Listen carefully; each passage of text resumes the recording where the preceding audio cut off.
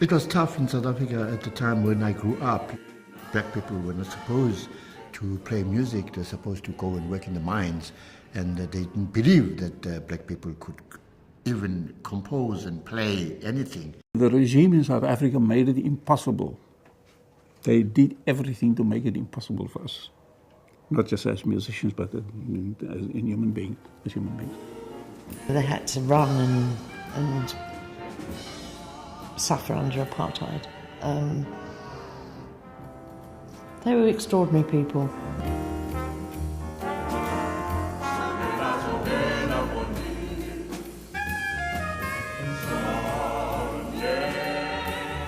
Jazz music for us was this link socially, but also politically, in terms of where we went with our struggle.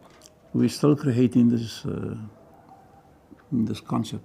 We don't think of ourselves as jazz musicians, but rather to serve as a mirror for people and ourselves. In the beginning, clubs were unheard of, and we would perform in our own backyards, and halls, and it was very difficult for us to kind of like spread into towns and things like this. Only white people were supposed to play in towns, and if we had the luck of playing in town, then maybe we'd be playing behind the curtain and things like this, and it was forbidden actually for us as black people to participate in any form of music because they thought that music was for them and not for black people. The African people are realizing that apartheid means nothing else but oppression and exploitation to them. If the people were so contented, surely it wouldn't be necessary to have so many agents watching over them. They tried to discourage music in our society. Music was born with us, you see. This is one of the things that they frustrated us about in South Africa.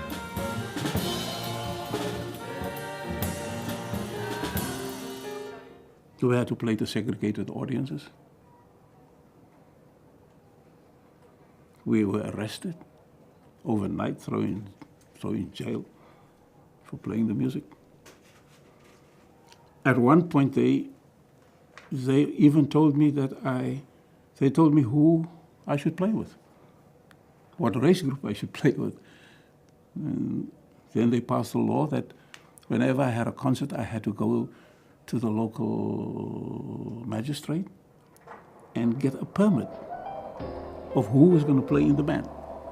They will be stopped at stations, they will be stopped as they visit one another in the locations, and if they haven't got those passes, they will be immediately arrested and brought before the court. We would play with Chris, and Chris would be playing behind the curtain, and if we had to go for just a pleasure time into our location, so Chris would pull up his cap like that and put some black polish to be allowed to be with us. The record companies were controlled by white people. So if you go to a record company, they will always tell you what you must play. Because their overview was that we don't understand the market. So they would manipulate it.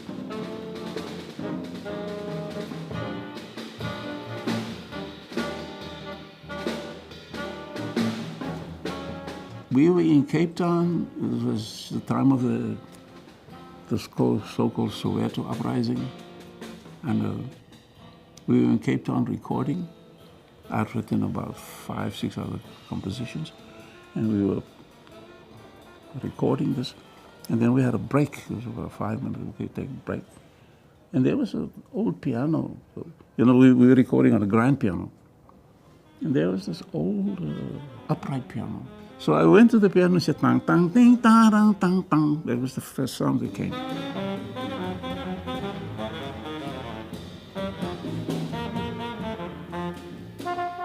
We listened to the playback, we realized that we had captured the mood of the people at that time. We had captured our whole history. We have captured this insistence of the white establishment to tell us that our music was not valid.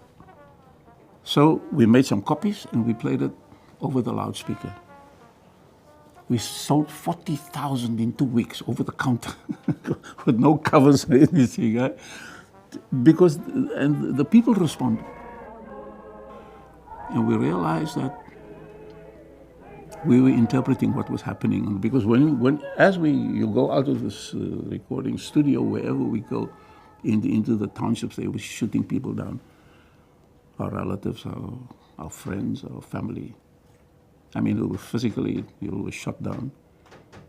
We decided to leave South Africa under these heavy menace to go into a free country where we could play our music instead of being arrested all the time and being harassed all the time.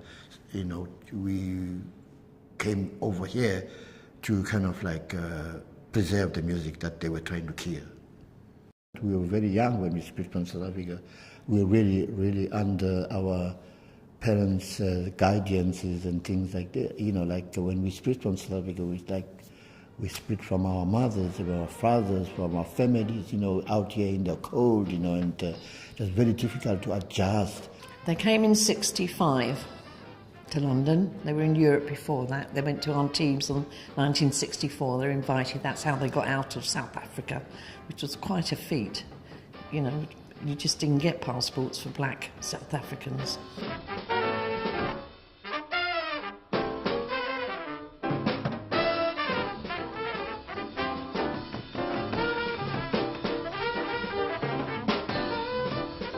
In South Africa, you see, we play for an audience, you know, that would be riding bicycles in the hall, you know, and people kissing each other and making love and chasing each other and proposing each other and fighting sometimes, you know, and making a noise. But when we came here, it was all quiet, you know. And you clap when we stop playing, you know, and things like this. But then the difficulty of trying to please the audience in Europe, which is like different from the audience in South Africa. In South Africa, you just play one note, they scream, you know, like, well, yeah, right on, you know, and things. So when we came here, it was like we could, you know, like both hands free, you know, like freedom made sense.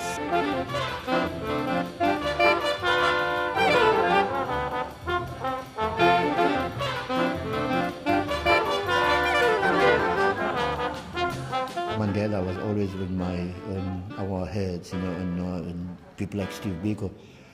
So like we could actually shout Steve Biko on the bandstand, you know, which is like, it was like, you know, fantastic feeling, you know, like to be praying to a free people.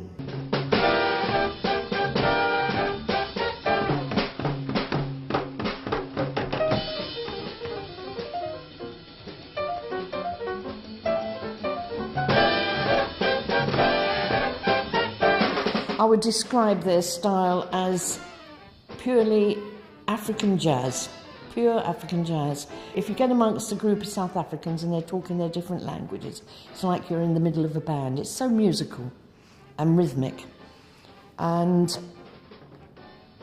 I think, you know, it's developed from there. Of course, they had influences from outside and everything, but they developed their own, they interpreted it in their own way.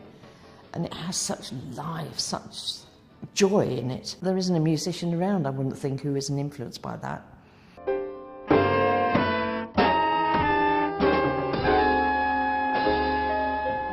We came here for the music, to preserve the music that they were trying to kill. So if we went back to South Africa, so we'd be going back into the lion's den. Thank God we had the chance of recording, putting things down, composing fantastic music that came out of the scene that we went out of South Africa. I feel privileged to have been part of the whole musical history with them, and terribly pleased that Ogun managed to lay down some of their music for the future.